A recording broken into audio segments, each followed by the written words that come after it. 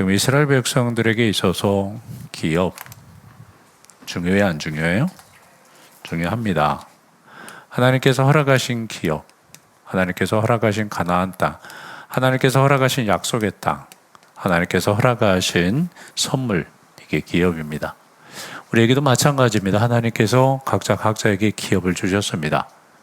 그렇죠? 그 기업이라는 것은 사명일 수도 있고요, 비전일 수 있고요, 하나님께서 허락하신 복일 수도 있습니다. 근데 많은 사람들이 이걸 놓쳐버리고 살아가는 경우들이 굉장히 많아요. 이스라엘 백성들을 하나님께서 애굽에서 건져내신 궁극적인 목적은 기업을 얻게 하기 위해서예요.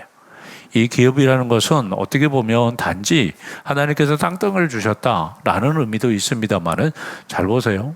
가나안 땅에 있는 7족속을 갖다가 하나님께서 가나안 이스라엘 백성들을 통하여서 남북으로, 남쪽 북쪽, 그리고 해서 한마디로 말하면 이 나라들, 여기까지죠. 이 나라들을 갖다가 정복하시고 나누게 하신 이유를 잘 보세요. 이 가나안 7족속 하나님께서 노아 이후에, 여기도 노아 나옵니다만, 노아 이후에 누구였죠? 누구? 둘째 아들? 네. 함이 저주를 받았어요. 함의 아들 가나안이 저주를 받았어요. 네. 가나안이에요? 이 가나안의 저주를 받으면서 하나님께서 이 가나안 족속을 멸하시겠다라고 약속하세요. 잘 봐봐요. 하나님께서 당신의 백성들에게 기업을 주시면서 하나님께서 멸하시겠다라고, 징계하시겠다라고, 멸망시키겠다고 하는 사람들을 뭐하고 계세요? 멸하시고 계세요. 그러니까 우리가 기업을 얻지 못하면 우리를 힘들게 하고, 하나님의 한마디로 말하면 저주 가운데 멸망시켜야 될 것들을 멸망시키지 못하는 거예요. 그냥 단지 기업의 의미가 아니라 우리가 사명을 감당하고 저희가 비전을 감당하고 또한 하나님께서 허락하신 복들을 저희가 누릴 때 하나님께서 멸하시고자 원하시는, 제가 항상 이야기하지만 하나님은 항상 1타 쌍피가 아니고요, 1타3피, 1타4피, 1타5피까지 나갑니다. 한 가지 일을 하시면서 여러 가지 일들을 하세요. 우리는 그냥 한 가지 일밖에 안 됩니다. 그죠? 한 가지 결론밖에는 시킬 수밖에 없는데, 하나님께서는 그 한 가지 일을 통하여서 수십 가지의 일들을 하실 때가 있어요. 그러니까 당신의 백성들에게 하나님의 나라의 기업을 주시면서 세상을 멸망시키고 그것에 하나님의 나라를 세우시고자 원하시는 하나님의 놀라운 계획을 가지고 계세요. 그러니까 저희가 하나님의 기업을 얻지 못하고 그야말로 광야에서 전부 다 죽어버리면 가나안 땅을 정복할 수 있어요, 없어요? 이 땅에 한마디로 말하면 세상의 문화를 멸망시킬 수 있어요, 없어요? 제약을 멸망시킬 수 있어요, 없어요? 근심을 멸망시킬 수 있어요, 없어요? 우리가 복음으로 거듭남으로 인하여서 이 세상의 근심에 사로잡히는 자들을 뭐 할 수 있다라고요? 멸할 수 있고 이길 수 있어요. 무슨 말인지 알겠지요? 저희 자신도 마찬가지고, 저희가 긍정의 마인드로, 그죠? 감사의 마인드로 바뀌면 우리 안에는 근심이 떠나가요, 안 떠나가요? 떠나가요. 감사만 생기는 게 아니라고요. 간단하게 이야기하자면 부자가 되면 배고픔이 사라져, 안 사라져? 부자가 되고 배고픔은 그대로 있어요? 아니에요. 하나님은 한마디로 말하면 하나님의 나라를 갖다가 만드시면서 가나안 문화를, 세상의 타락의 문화를 한마디로 멸망시키는 게 궁극적인 목적이라고요. 그러니까 이걸 갖다가 해도 그만 안 해도 그만이 아니에요. 어느 슬로봇의 딸들이 자기들에게는 기업을 안 준다라는 이야기를 듣고 어떻게 보면 거기에 대해서 수긍할 수 있어요, 없어요? 있어요. 남전엽이 3,500년 전이라니까요. 그런데 이 딸들이 왜 기업을 찾는지 아세요? 왜요?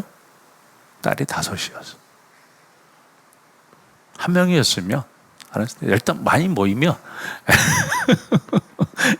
여자 5이면 여자 5이 모이니까 하나님도 흔들어요. 그죠? 모세, 그날의 대통령도 흔들고 그 위에 계신 하나님도 흔들어요. 그래서 법을 바꿔버려, 안 바꿔? 바꿔버려요. 뒤집어 엎어버려요. 남자들에게만 상속되어질 수 있는 법을 엎어가지고 딸들도, 그렇죠? 그러면서 하나님께서 새로운 법을 만드시, 딸들에게 주고, 만약에 딸도 없으면 친족들에게, 그죠? 그렇게 나눠주라. 형제에게, 형제도 없으면 친족에게 나눠주라라는 새로운 법이 생기기 시작해요. 나중에 므낫세 이제 지파가 므낫세잖아요. 므낫세 지파의 남자들이 가만히 생각해 보니까 그 법을 하나님께서 들어줬잖아. 자기네들도 너무 억울한 거야. 그래가지고 또 소송을 걸어. 아시죠? 나와요. 소송을 걸어요. 그러니까 여기는 이제 판결을 받아가지고 승소가 났어. 문화재 지파에서 자기네들도 한마디로 말하면 기업을 달라라고 승소가 됐어. 그래서 하나님이 쾅쾅쾅 새로운 법을 만들어줬어. 새로운 법을 만들어줬는데 문하세 남자들 입장에서는 이 여자들이 기업을 받아가지고 에브라임 지파나 유다 지파나 시집가 버리면 자기네들 기업이 날아가야 안 날아가요? 왜? 한번 생각해보면 문하세 딱 이렇게 정해져 있잖아요. 이게 딱 정해져 있는데 그 정해져 있는데 갑자기 평택시에서 이만큼 이충동만 서울시라고 딱 그러면 우리 여기 지금 송탄 그러잖아요. 저 비행장 딱 떼가지고 미국 땅이라고 그러고 팽성 땅 떼가지고 미국 땅이라고 그러고 분명히 평택은 평택인데 평택이 아닌 평택. 그럴 수 있어요, 없어요? 있어요. 그런 일이 생길 수 있으니까 문하세의 남자들이 하나님 앞에 또 상소를 해요. 상소를 하니까 하나님께서 또 뭐라고 말씀하니까 그 말이 맞다 그래. 언제는 여자들이 말이 맞다 그러고 하나님께서는 이번에는 남자들이 말이 맞대. 여기는 안 나와 있습니다만 제가 이제 덤으로 말씀을 드리자면 그러면 하나님께서 뭐라고 말씀하시냐면 그러면 여자들 시집 가는데 딴 집 하러는 가지 마. 문하세 집 하러만 가.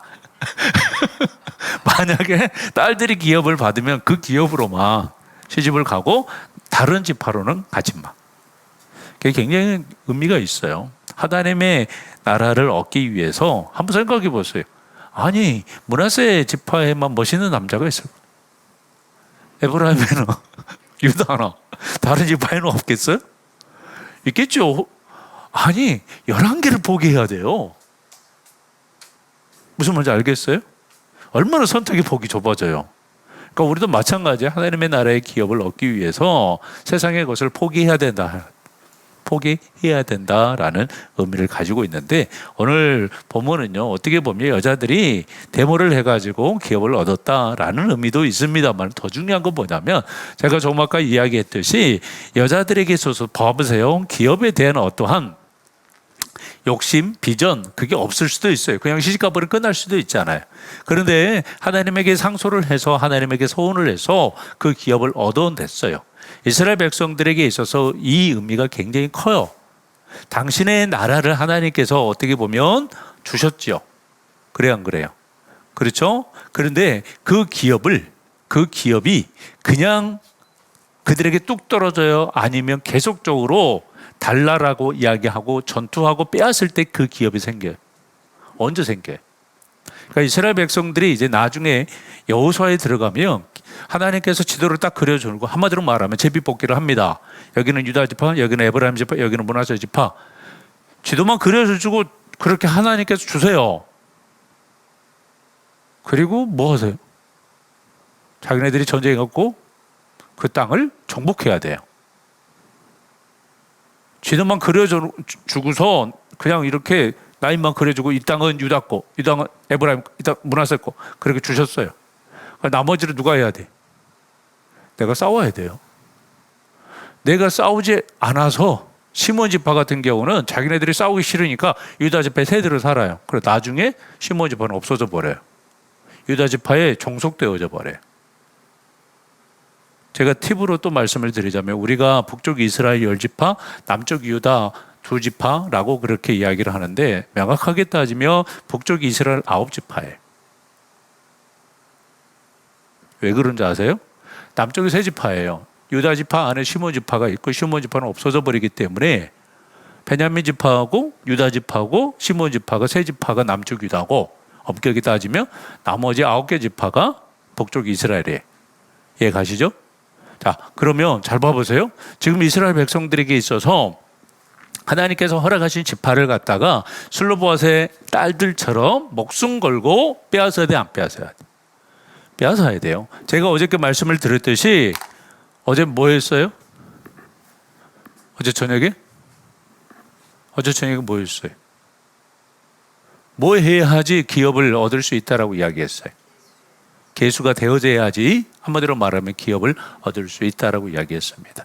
그러니까 오늘은 또 다른 방향, 한마디로 말하면 침노하는 자, 천국에 대해서 하나님의 나라에 대해서 계속적으로 빼앗으려고 몸부림칠 때 하나님께서는 그 기업을 우리들에게 주신다 주시지 않는다. 천국은 침노하는 자의 것입니다. 침노라는 말이 잘 못 알아들을 수도 있는데 빼앗는 거예요. 침략해서 노략질하는 거, 이게 침노야. 우리 그런데 하나님의 나라를 침략해서 노략질해가지고 빼앗아요?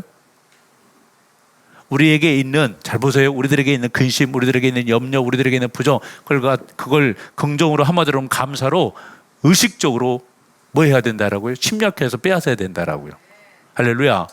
그러니까 우리가 의도적으로 기도해야 되고, 의도적으로 감사해야 되고, 의도적으로 그야말로 주의 평강 가운데, 감사 가운데 나가야 될 줄로 믿습니다. 우리에게 있어서 눌려버린 것들 있습니까? 없습니까? 열등감으로 사로잡힌 것들이 있어요? 없어요? 있어요. 그 모든 것들을 바꿀 수 있어요. 옆분하고 인사하겠습니다. 운명을 바꿀 수 있습니다. 솔로바세의 여인들은, 솔로바세의 딸들은 운명을 바꿨어요? 안 바꿨어요? 바꿨어요. 하나님의 나라의 법을 바꿨어요? 안 바꿨어요? 우리가 기도하고 우리가 침도하며 하나님의 나라의 법도 바뀔 줄을 믿습니다. 성경은요, 계속 하나님께서요, 우리가 기도하는 순간 문제를 갖다 항상 답을 바꾸세요. 하나님은 그냥 뭐랄까요? 융통성이 전혀 없으신, 법 딱 만들어 놓고 테두리 안에서 이거 안 하면, 우리는 그렇게 알고 있는데 아니에요. 원래는 지성소 안도 들어갈 수 있었어요, 평상시에. 그런데 아론의 두 아들이 지성소로 불 잘못 넣었다가, 한마디로 말하면 어떻게 됐어요? 불타서 죽으니까 하나님께 지성소를 막아주셨어요. 들어가면 안 돼. 1년에 한 번만 들어가. 매일마다 들어가야 돼요. 한번 생각해 보세요. 1년에 한 번 들어가는 두려움하고 매일마다 들어가는 두려움하고. 1년에 한 번만 죽으면 되죠. 출근할 때 7월 10일 날은 죽는 날이구나 라고 생각하는 거하고, 오늘 또 죽을 수 있겠구나.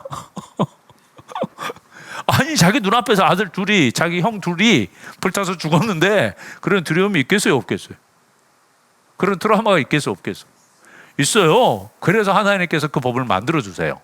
그러니까 하나님은 항상 새로운 법을 만들어 주시는 분이기 때문에 저희들이 계속 기도하고 계속 하나님의 사람으로 우리가 침노할 때 새로운 하나님의 사람으로 변화되어질 줄로 믿습니다.